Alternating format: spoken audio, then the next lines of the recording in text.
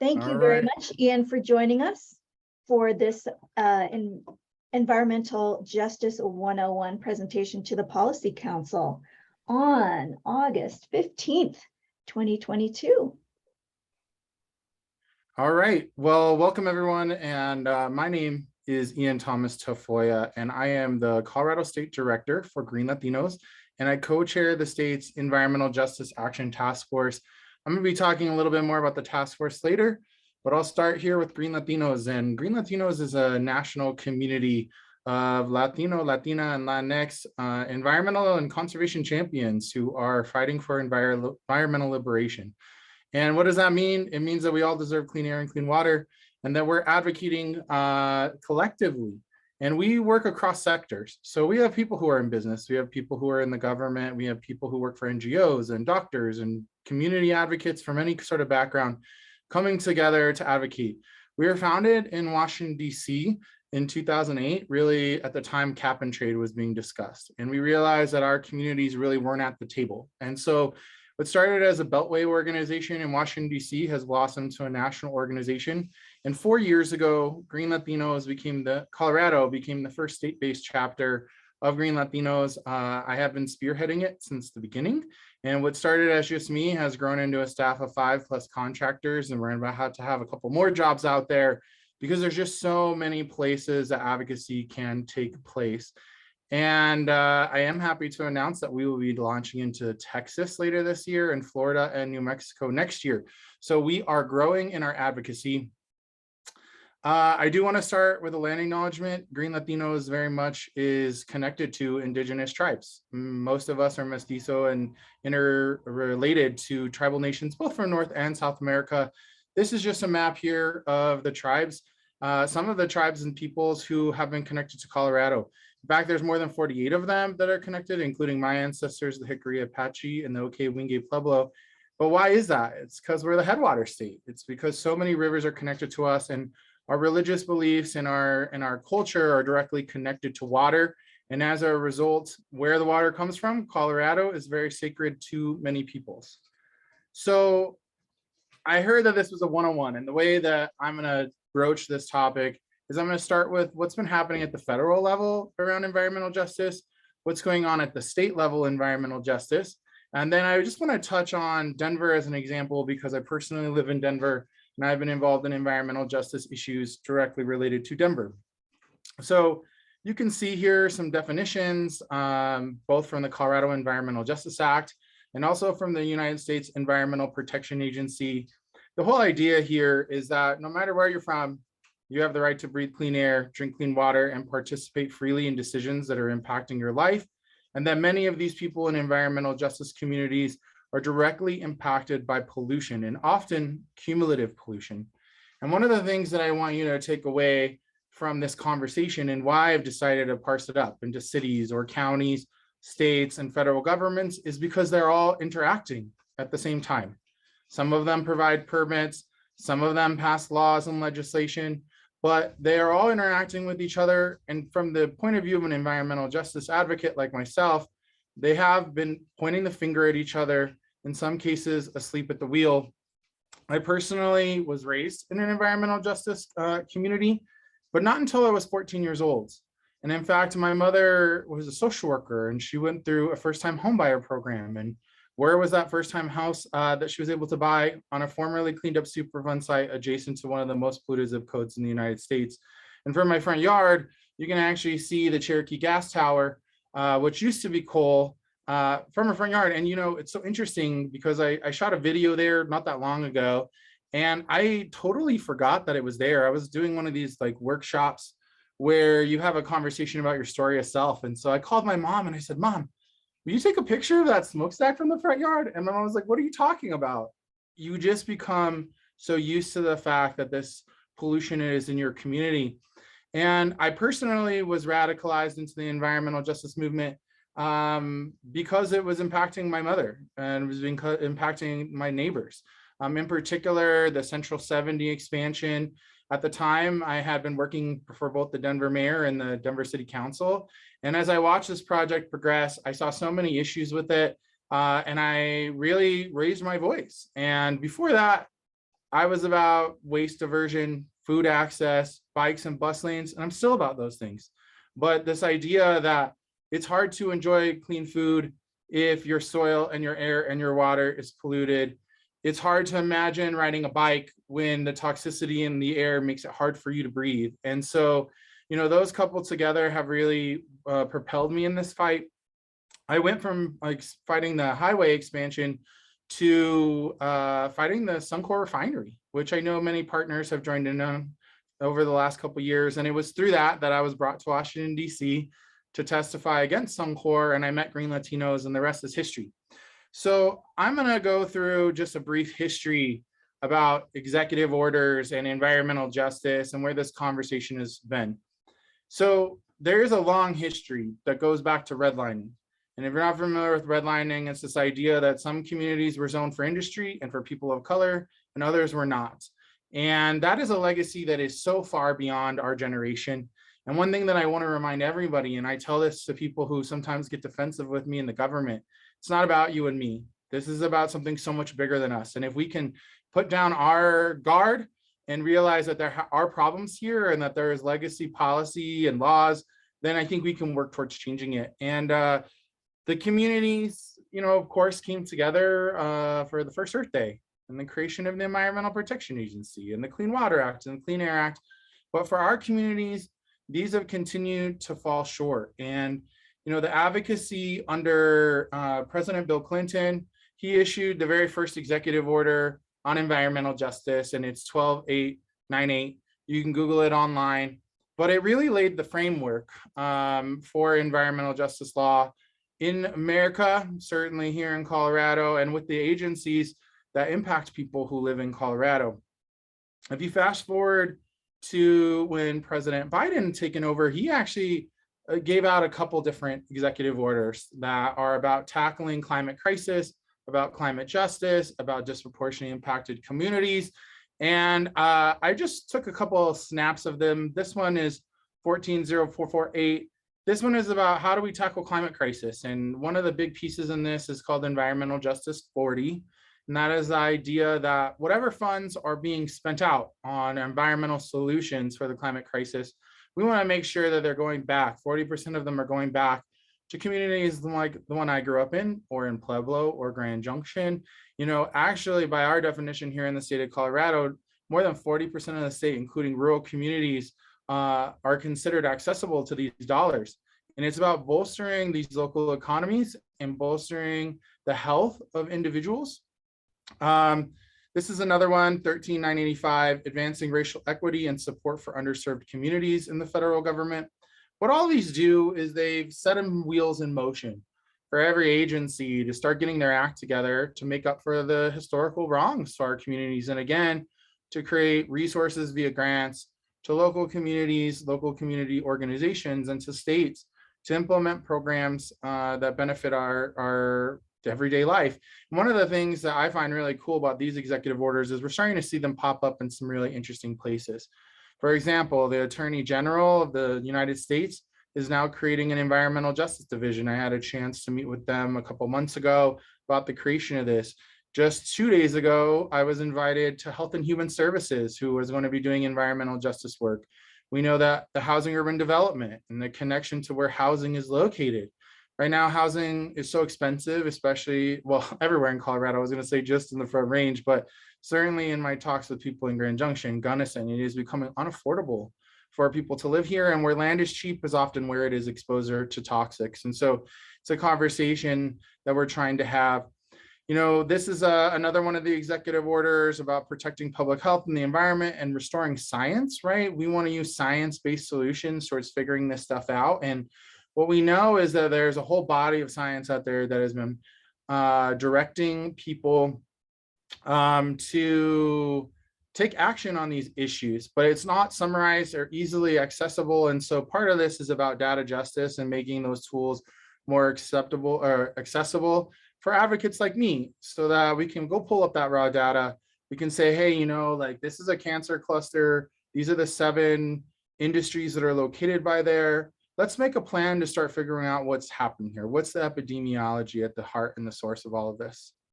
So the Environmental Justice 40 Initiative is the big tagline that I just had mentioned to you about the 40% coming back. And this is something that you're going to start seeing mirrored in state policy, where we have asked for carve-outs for DIC communities, for example, at the Public Utilities Commission, where how much of the funds that are collected via fee of everybody will actually go back into the communities that we, again, are trying to help. So on a national level, there are kind of two really big agencies that people like me can go to get help. And one is the National Environmental Justice Advisory Council, known as NEJAC. It was created around the same time as that very first executive order. And I personally, Green Latinos personally has a couple of members from across the country that serve on this NEJAC. If you have people in your community who are saying they want to let their voice be heard at a federal level, they actually have regular meetings and you can sign up and to be heard. I have testified here asking for help with the state's Environmental Justice Task Force to say, hey, like, we're not the first people to do this. How do we move and advance on the work that's already been done, not just start from ground zero? I think you all, in a policy sense, understand that, right? Like, let's do our research. Let's be grounded in what's been done, what hasn't been done, where did it fail, and how can we advance it? The other is the White House Environmental Justice Advisory Council, known as the WEJAC. And this is kind of a buck stops here organization. If you want to get through to the president, to advisors, to be able to step in to do something, these are the people you talk to. There's actually a regulatory agency attached to this called the Council of Environmental Quality, and they're the ones that give the last stamp of approval on projects. And so, sometimes it works out in our favor, sometimes it doesn't. The I-70 project I was telling you about was approved by the CEQ, even though we brought our concerns there. There are also really cool tools that exist for defining where is there pollution, where is an environmental justice community. And this is a tool that's existed for many years now. It's called EJ Screen for the US EPA, and it is such a good tool that we in Colorado decided to make our own. And we made our own that actually layers in data from state agencies and federal agencies. Now, it is a work in progress, but it is fully bilingual. It is a great tool to access. It just was rolled out a few weeks ago. And as the definitions and things change, it'll all be updated in here.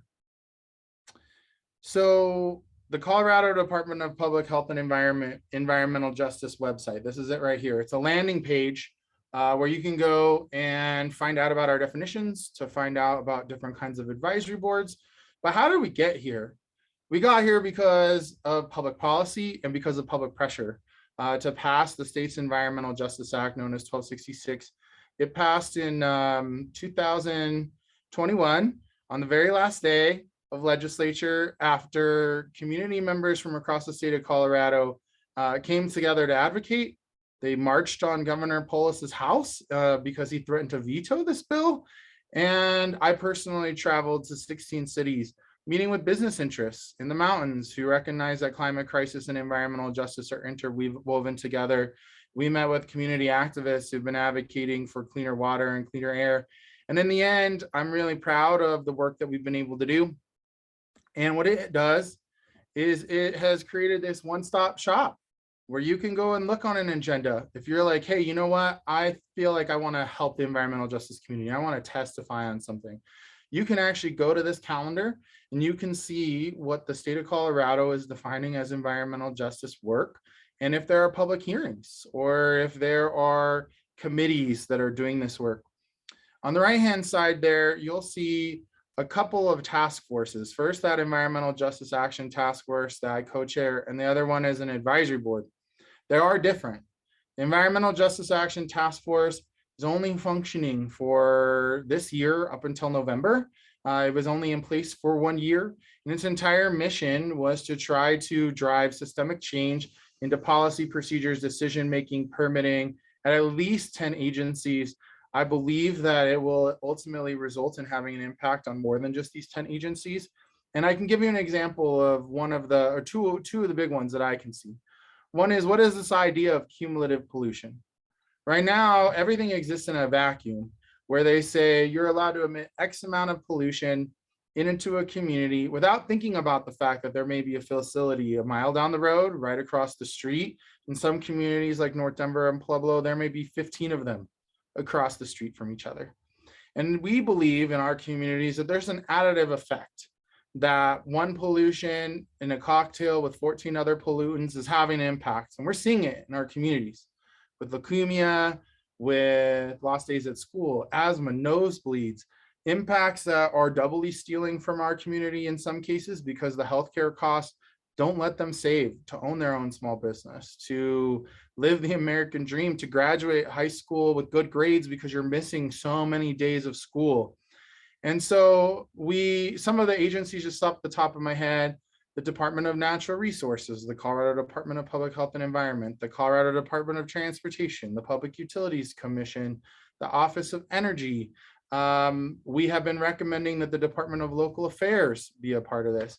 And DOLA plays a really big piece in this, because what our community has told us during COVID was that our community governments and our state government are unable to effectively communicate either money-saving initiatives or life-saving public health information in other languages. So one of the big issues that we're going to be championing, both Green Latinos and the task force, is the creation of a language services agency within the government. Because we have passed a lot of one-off legislation that has created funding for certain agencies, certain departments. Some are ahead and further ahead than others, some are far behind. There needs to be a coordinated effort on how we're going to be able to talk to people. And if we were to have some sort of language core, in times of emergency that are very regional or localized, they could be helping out with the local community in actually sending that life-saving information in a timely manner. Now, the Environmental Justice Advisory Board exists into perpetuity. And their entire job is to advise the Colorado Department of Public Health and Environment solely on environmental justice initiatives. What we realized with our work is that we can't just have it in one agency and not others. And in some bills, we've been able to create the environmental justice divisions. This one is the Colorado Department of Transportation as an example. They now have an entire division within the Colorado Department of Transportation because of advocacy from a coalition. Green Latinos and other partners participated in the passage of SB 260 just 2 years ago as well, 2 sessions ago as well.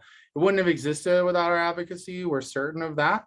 That same legislative cycle, we passed Senate Bill 272, which is going to require historic investments and improved engagement from the Public Utilities Commission. So what I want to really leave you with is this idea that our communities are organized, we're empowered, we're networked across the state of Colorado, and we have a strong voice.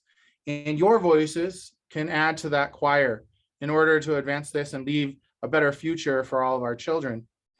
Now, at the local level, this is from the city and county of Denver.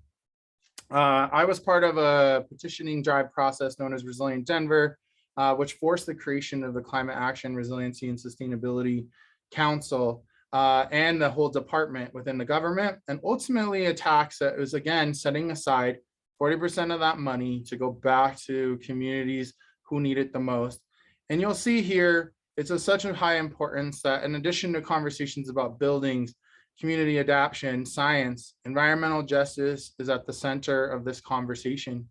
We wouldn't have been here, again, if it wasn't for people going out and collecting tens of thousands of signatures demanding better from our government. What we've seen over these years of environmental injustice in my work is that it often thrives injustice thrives in the boundaries, of governments, from cities to counties, where pollution travels across, but the responsibility lies in another jurisdiction, and a council member will just throw their hands in the air. It thrives along jurisdictional boundaries between the Environmental Protection Agency and the Colorado Department of Public Health and Environment, or even more localized health departments who will say that they are hamstrung on their ability to actually engage in communities. So I wanted to leave a lot of time here for you to ask me questions about the Environmental Justice Task Force, about what you feel like you can do. I'm all ears. I love this part of listening to people and helping you see a path towards supporting environmental justice, how you feel like you may be able to implement it in your policies and procedures. And Angelique and I actually have had a chance to be on lots of coalitions together where we've been able to advocate for environmental justice and that work into our policy. But these are just some top level ones that I feel like some businesses can do, which is to participate in rulemakings with comments and testimony, to host events or support events via donations at your place of business, to support petitioning drives, to help us advance this technology solutions, to advance any number of the issues that we've been able to do have resulted because some people made a decision to invest in grassroots advocacy. And I really want you to think about where you're sourcing your materials. And this has been a bigger conversation that we've had, especially after this large infrastructure bill has passed at the national level. If you supercharge infrastructure, but all the asphalt concrete power are still within those communities that are most impacted, then all you're doing is supercharging the harm. If you source from what is, say, North Denver is where your warehouses is, well, guess what? All that diesel traffic is directly resulting from your business gains, and it's resulting in pollution on communities that my mother is from. Now, that doesn't mean you shouldn't work with those companies. It means you should advocate for electrification. It means that you should be thinking through what your impacts are. The whole strategy of harm reduction is about what can we do if we think it through to the end to try to reduce harm. And I believe that businesses play a huge role. I had a conversation with Rhode Island Senator Whitehouse, who is the chair of the bicameral climate crisis committee. And what he told me was that the two things that are standing in the way of true climate justice and true environmental justice at the national level is the American Petroleum Institute and their coalition, the Chemical Council, right, around toxics and chemicals, and honestly, the US Chamber of Commerce. And what I know is that organizations like yours, Good Business Colorado, who believe in the values that we believe in, have been a crucial part in challenging the narrative that doing the right thing for the planet and doing the right thing for people is bad for business. It's not, because we have a more productive society. We allow people, again, to access the American dream, to build their wealth in their own communities. And it starts with education and participation. And so what I will close by saying is a couple things. One is the Environmental Justice Task Force recommendations. They are out now. They've gone through one revision and they end in October, where we will be voting. Next week, we have a meeting in Grand Junction where we'll be reviewing revisions that have been made.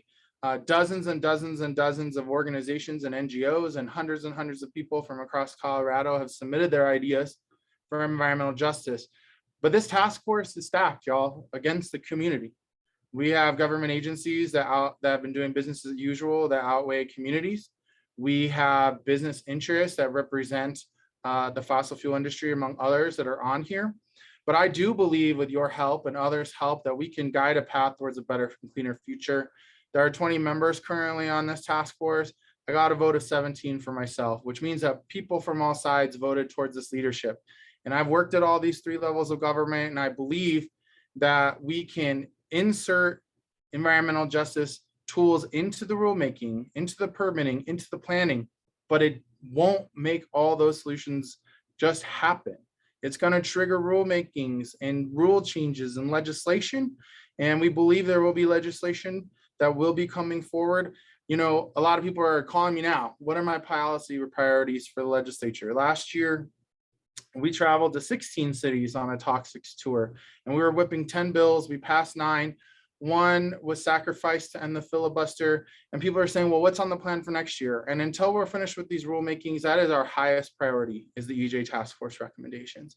And we're asking all of our partners to, yes, prioritize what your issues are, but save some capacity to advocate with our voices to pass these.